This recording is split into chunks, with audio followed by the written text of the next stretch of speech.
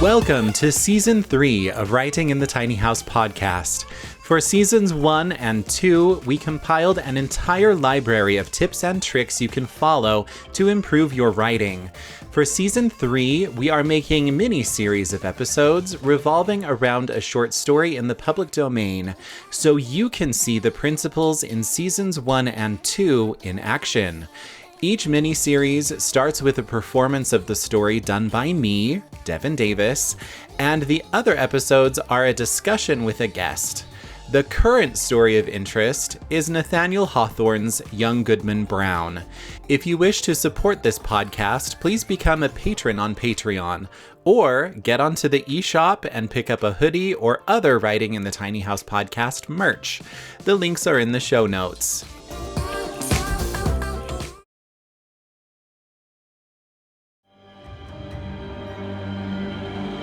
Writing in the Tiny House presents Nathaniel Hawthorne's Young Goodman Brown, performed for you by Devin Davis.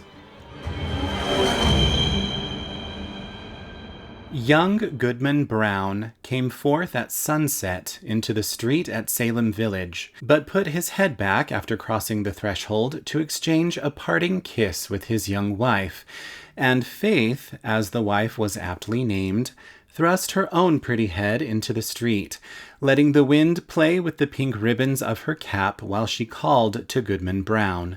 "Dearest heart," whispered she, softly and rather sadly, when her lips were close to his ear, "prithee put off your journey until sunrise, and sleep in your own bed tonight. A lone woman is troubled with such dreams and such thoughts that she's afeard of herself sometimes.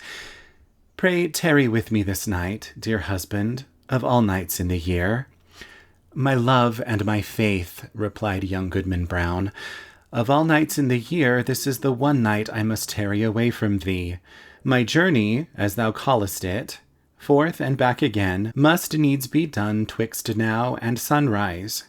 What, my sweet, pretty wife, dost thou doubt me already? And we but 3 months married?"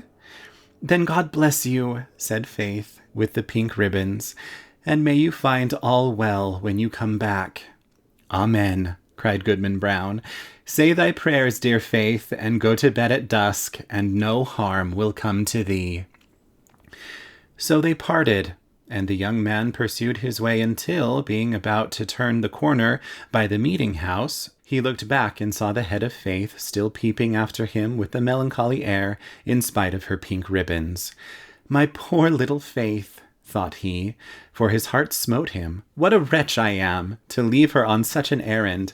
She talks of dreams, too. Methought as she spoke there was trouble in her face, as if a dream had warned her what work is to be done tonight. But no, 'twould kill her to think it. Well, she's a blessed angel on earth, and after this one night I'll cling to her skirts and follow her to heaven." With this excellent resolve for the future, Goodman Brown felt himself justified in making more haste on his present evil purpose. He had taken a dreary road, darkened by all the gloomiest trees of the forest, which barely stood aside to let the narrow path creep through, and closed immediately behind. It was all as lonely as could be, and there is this peculiarity in such a solitude, that the traveler knows not who may be concealed by the innumerable trunks and the thick boughs overhead, so that with lonely footsteps he may yet be passing through an unseen multitude. "There may be a devilish Indian behind every tree," said Goodman Brown to himself, and he glanced fearfully behind him as he added, "What if the devil himself should be at my very elbow?" His head being turned back, he passed a crook of the road, and, looking forward again, beheld the figure of a man, in grave and decent attire, seated at the foot of an old tree. He arose at Goodman Brown's approach, and walked onward side by side with him. "You are late, Goodman Brown," said he. "The clock of the Old South was striking as I came through Boston, and that is full 15 minutes agone." "Faith kept me back a while," replied the young man, with a tremor in his voice, caused by the sudden appearance of his companion, though not wholly unexpected. It was now deep dusk in the forest, and deepest in that part of it where these two were journeying. As nearly as could be discerned, the second traveler was about 50 years old, apparently in the same rank of life as Goodman Brown, and bearing a considerable resemblance to him, though perhaps more in expression than features. Still, they might have been taken for father and son, and yet, though the elder person was as simply clad as the younger, and as simple in manner too, he had an indescribable air of one who knew the world, and who would not have felt abashed at the governor's dinner table or in King William's court, were it possible that his affairs should call him thither. But the only thing about him that could be fixed upon as remarkable was his staff, which bore the likeness of a great black snake, so curiously wrought that it might almost be seen to twist and wriggle itself like a living serpent. This, of course, must have been an ocular deception, assisted by the uncertain light. "Come, Goodman Brown," cried his fellow traveler, "this is a dull pace for the beginning of a journey. Take my staff if you are soon weary." "Friend," said the other, exchanging his slow pace for a full stop, "having kept covenant by meeting thee here, it is my purpose now to return whence I came.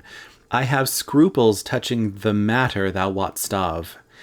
"Sayest thou so?" replied he of the serpent, smiling apart.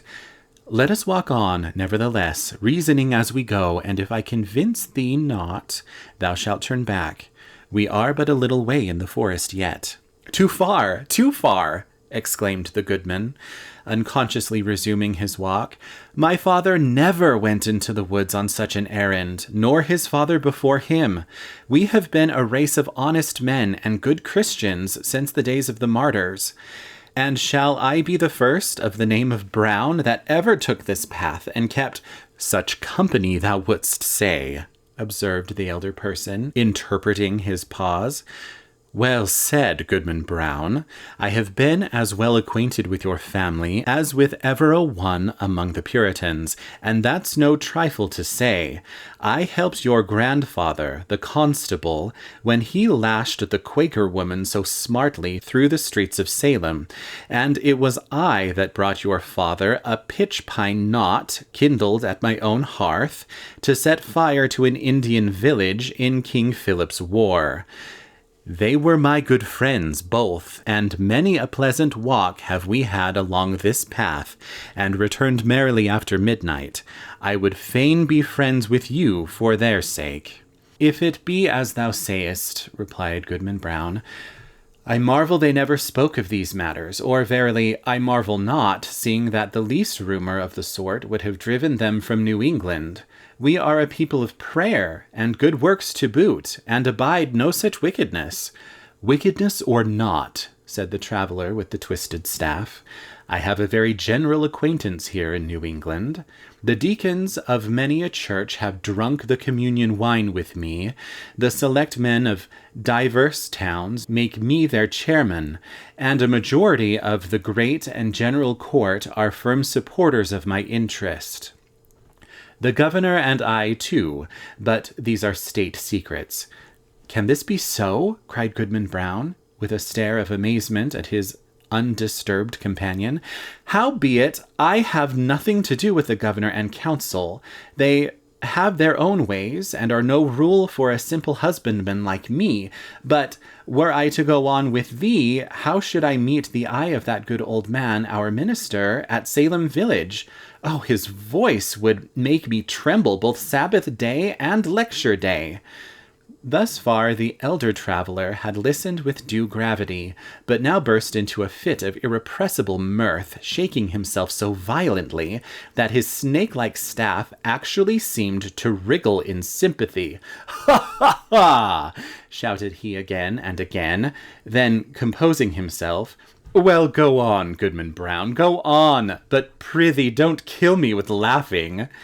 "Well, then, to end the matter at once," said Goodman Brown, considerably nettled, "there is my wife, Faith. It would break her dear little heart, and I'd rather break my own."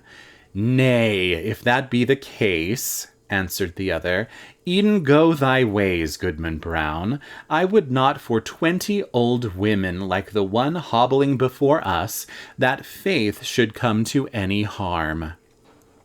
As he spoke, he pointed his staff at a female figure on the path, in whom Goodman Brown recognized a very pious and exemplary dame, who had taught him his catechism in youth, and was still his moral and spiritual adviser, jointly with the minister and Deacon Goodman. A marvel truly that Goody Cloyse should be so far in the wilderness at night, said he. But with your leave, friend, I shall take a cut through the woods until we have left this Christian woman behind.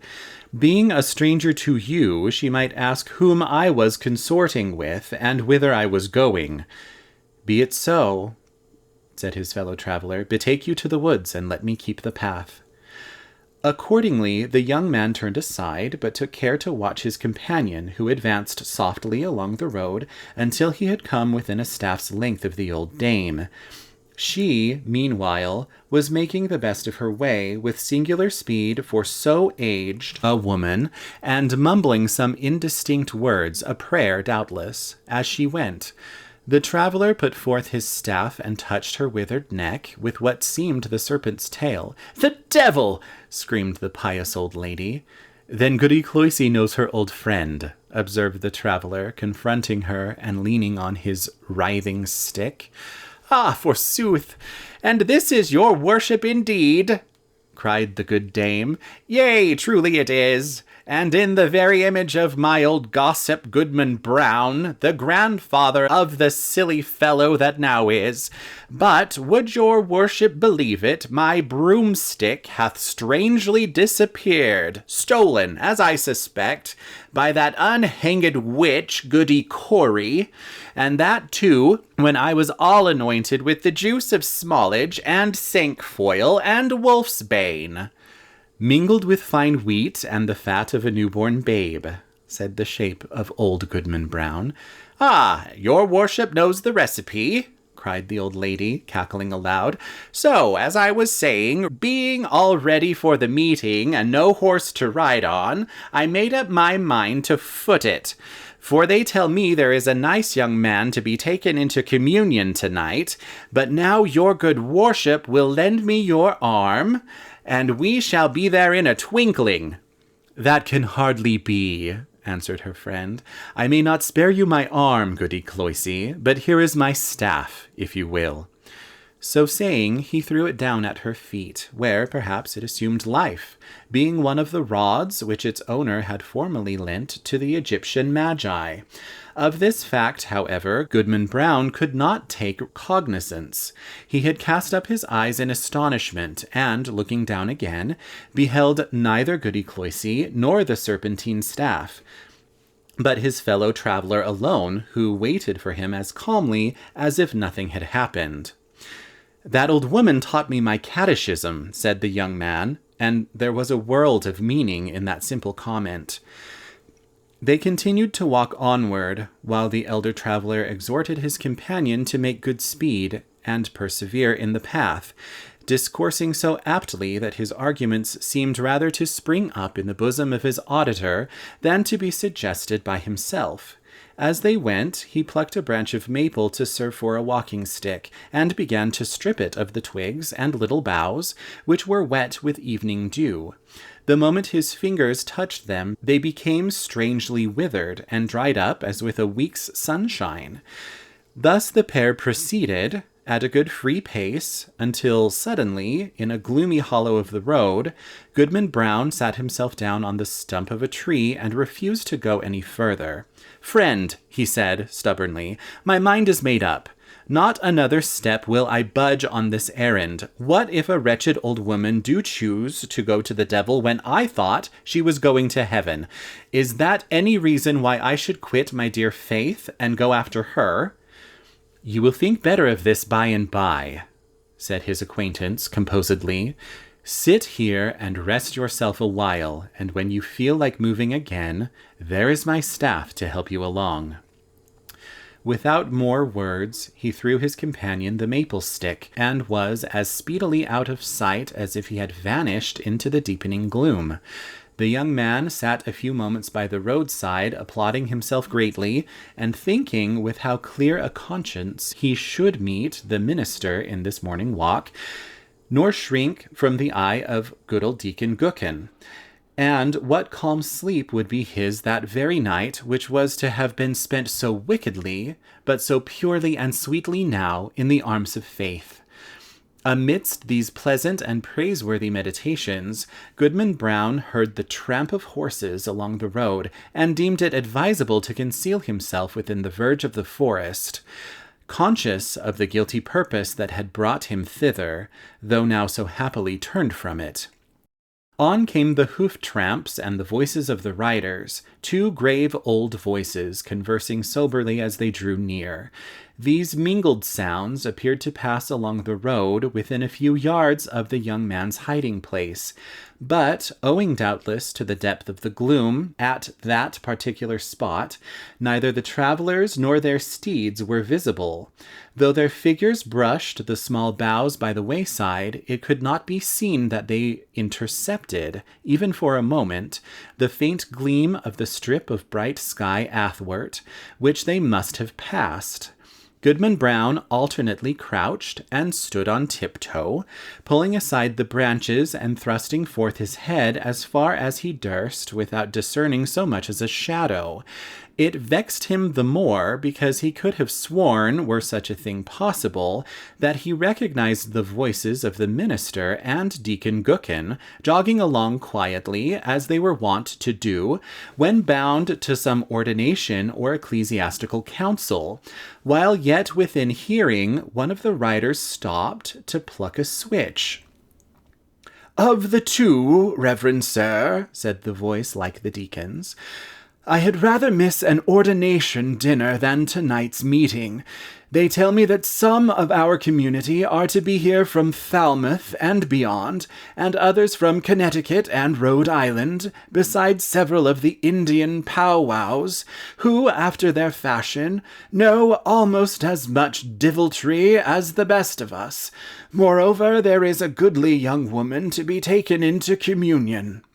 "Mighty well, Deacon Goodman," replied the solemn tones of the minister. "Spur up, or we shall be late. Nothing can be done, you know, until I get on the ground." The hoofs clattered again, and the voices, talking so strangely in the empty air, passed on through the forest where no church had ever been gathered, or solitary Christian prayed. Whither, then, could these holy men be journeying so deep into the heathen wilderness? Young Goodman Brown caught hold of a tree for support, being ready to sink down on the ground, faint and overburdened with the heavy sickness of his heart. He looked up to the sky, doubting whether there really was a heaven above him. Yet there was the blue arch and the stars brightening in it. "With heaven above and faith below, I will yet stand firm against the devil," cried Goodman Brown. While he still gazed upward into the deep arch of the firmament and had lifted his hands to pray, a cloud, though no wind was stirring, hurried across the zenith and hid the brightening stars. The blue sky was still visible, except directly overhead, where this black mass of cloud was sweeping swiftly northward. Aloft in the air, as if from the depths of the cloud, came a confused and doubtful sound of voices. Once the listener fancied that he could distinguish the accents of townspeople of his own, men and women, both pious and ungodly, many of whom he had met at the communion table, and had seen others riding at the tavern. The next moment, so indistinct were the sounds, he doubted whether he had heard aught but the murmur of the old forest, whispering without a wind.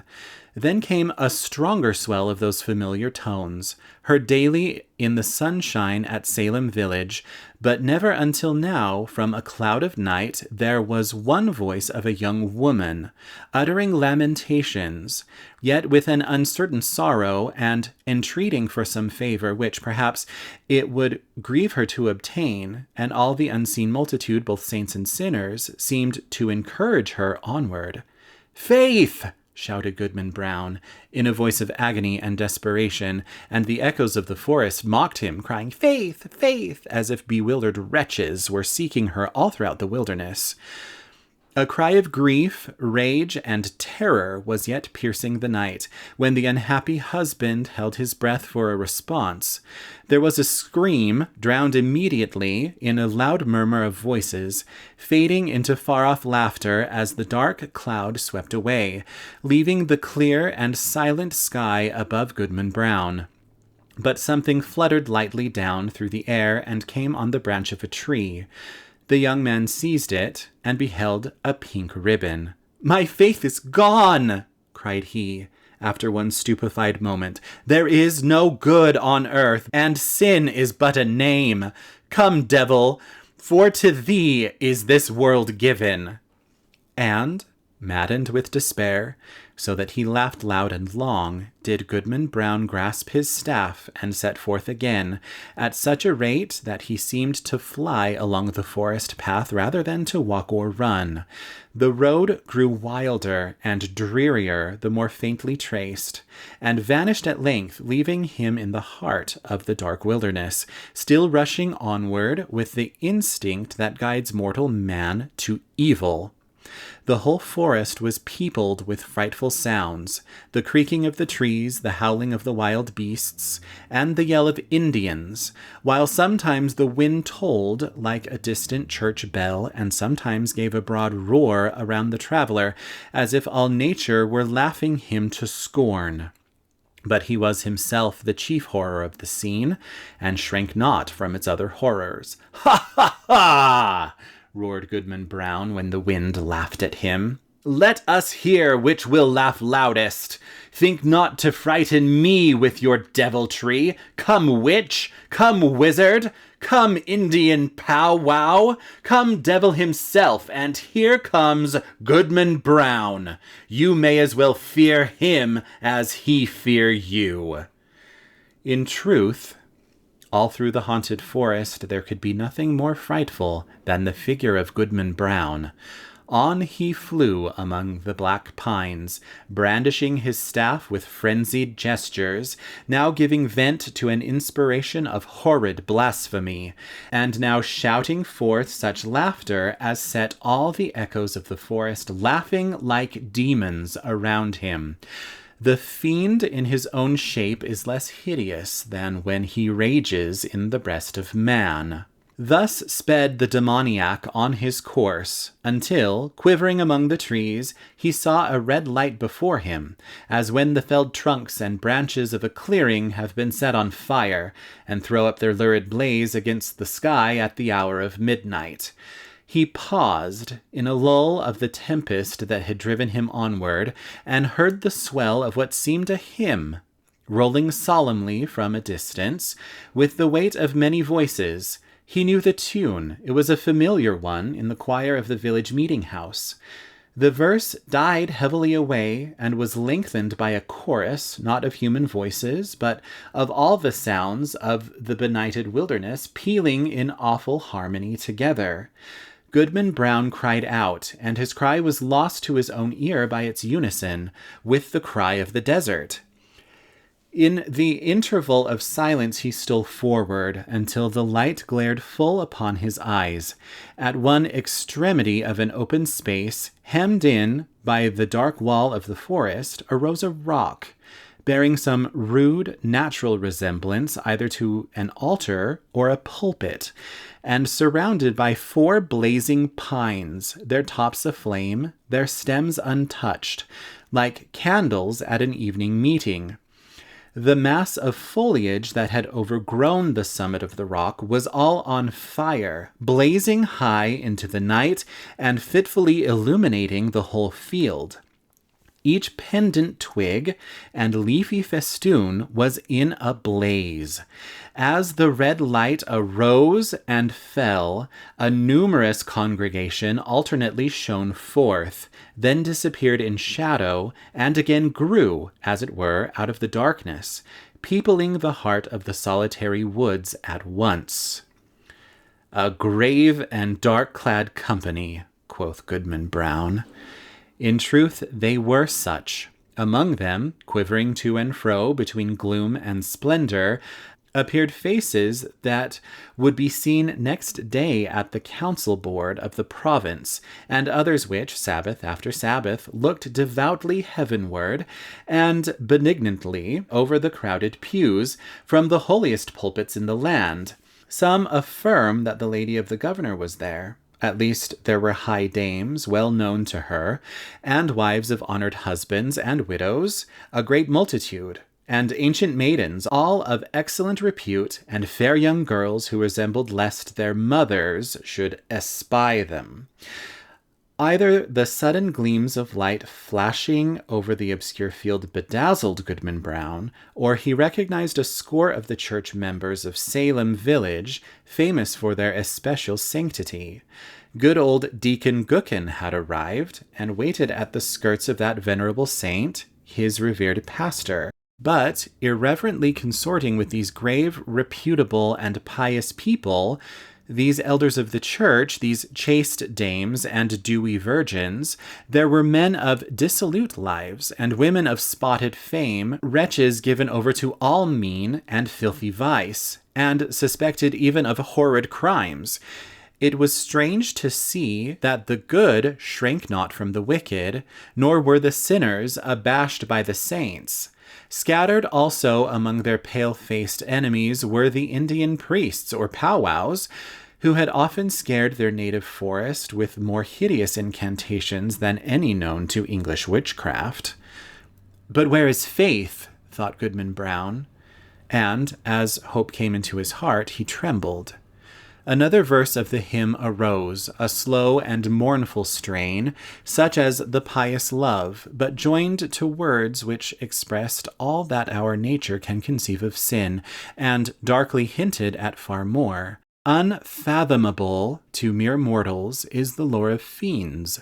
Verse after verse was sung, and still the chorus of the desert swelled between, like the deepest tone of a mighty organ, and with the final peal of that dreadful anthem there came a sound as if the roaring wind, the rushing streams, the howling beasts, and every other voice of the unconcerted wilderness were mingling and according with the voice of guilty man in homage to the Prince of all.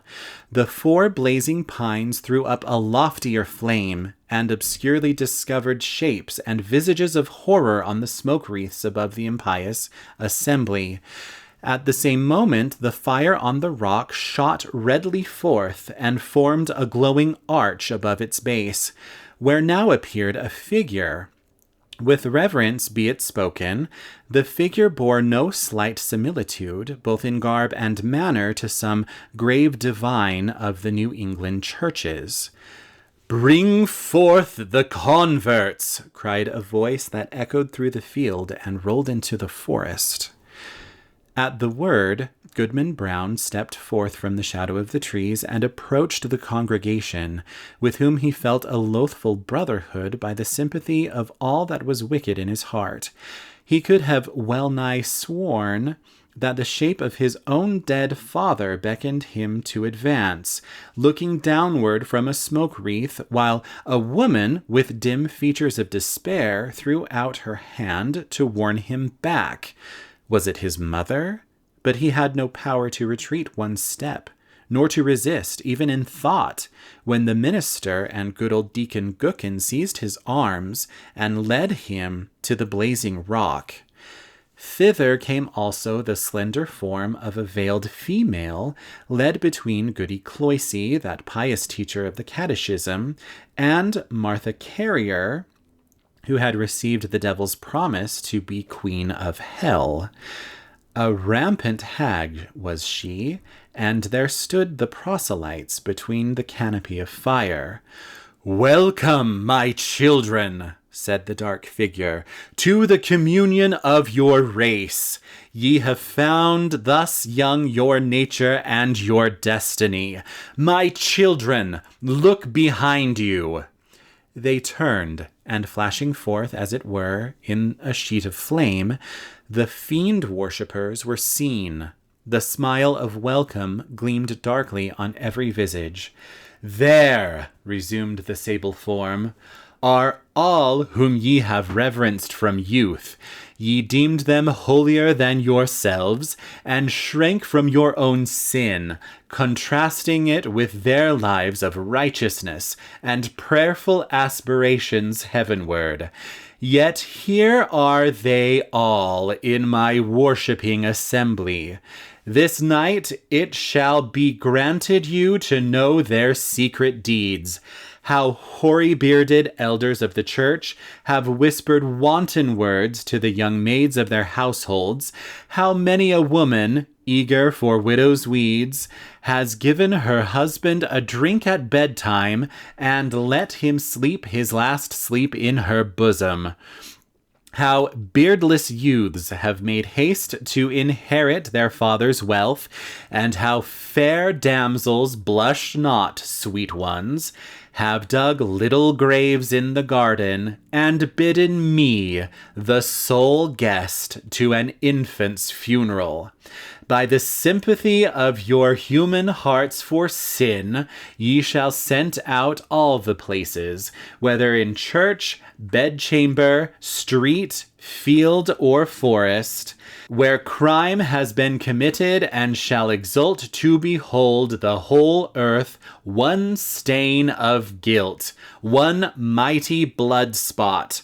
Far more than this, it shall be yours to penetrate in every bosom the deep mystery of sin, the fountain of all wicked arts, in which inexhaustibly supplies more evil impulses than human power, than my power at its utmost, can make manifest in deeds. And now, my children, look upon each other." They did so, and, by the blaze of the hell-kindled torches, the wretched man beheld his faith, and the wife her husband, trembling before that unhallowed altar. "Lo, there ye stand, my children," said the figure in a deep and solemn tone, almost sad with its despairing awfulness, as if his once angelic nature could yet mourn for our miserable race. "Depending upon one another's hearts, ye had still hoped that virtue were not all a dream. Now ye are undeceived. Evil is the nature of mankind. Evil must be your only happiness. Welcome again, my children, to the communion of your race." "Welcome!" repeated the fiend worshippers in one cry of despair and triumph. And there they stood, the only pair, as it seemed, who were yet hesitating on the verge of wickedness in this dark world. A basin was hollowed, naturally, in the rock. Did it contain water, reddened by the lurid light, or was it blood, or, perhaps, a liquid flame? Herein did the shape of evil dip his hand and prepare to lay the mark of baptism upon their foreheads, that they might be partakers of the mystery of sin, more conscious of their secret guilt of others, both in deed and thought, than they could now be of their own.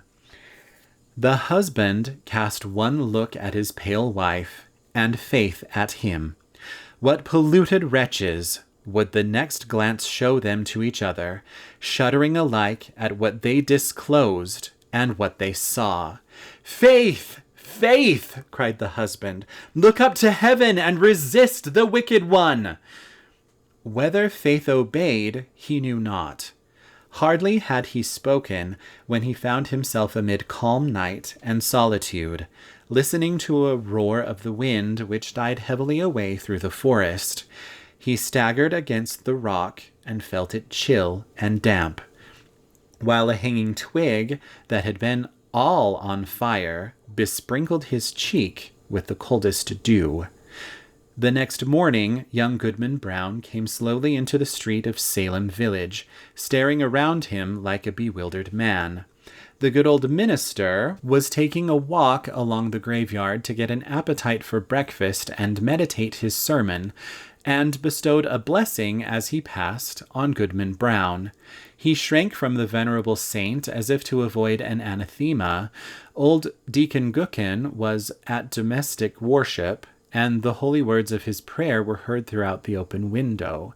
"What God doth the wizard pray to?" quoth Goodman Brown.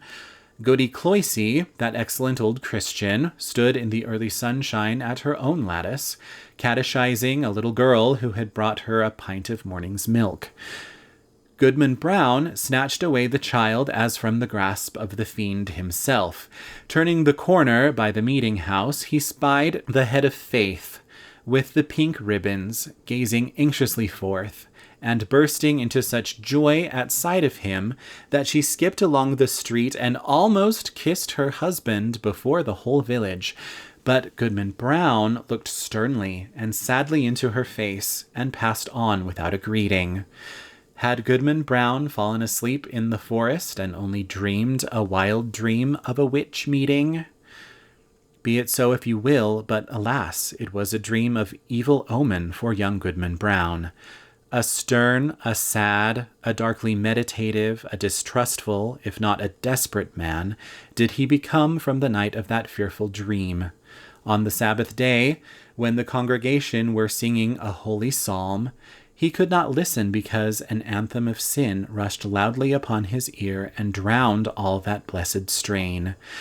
When the minister spoke from the pulpit with power and fervid eloquence, and, with his hand on the open Bible, of the sacred truths of our religion, and of saint-like lives and triumphant deaths, and of future bliss or misery unutterable, then did Goodman Brown turn pale, dreading lest the roof should thunder down upon the grey blasphemer with his hearers.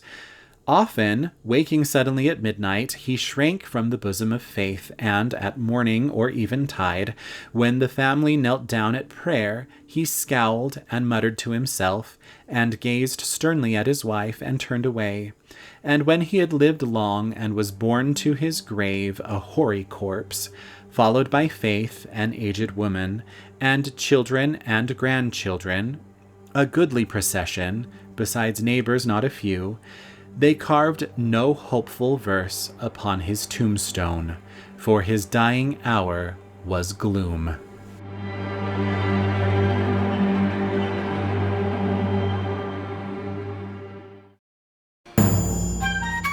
And that is it for today. Thank you for tuning in. If you wish to support this podcast, please become a patron on Patreon or pick up some merch from the eShop. And be sure to follow me on social media. The links to all of this are in the show notes. And as always, have a good time writing.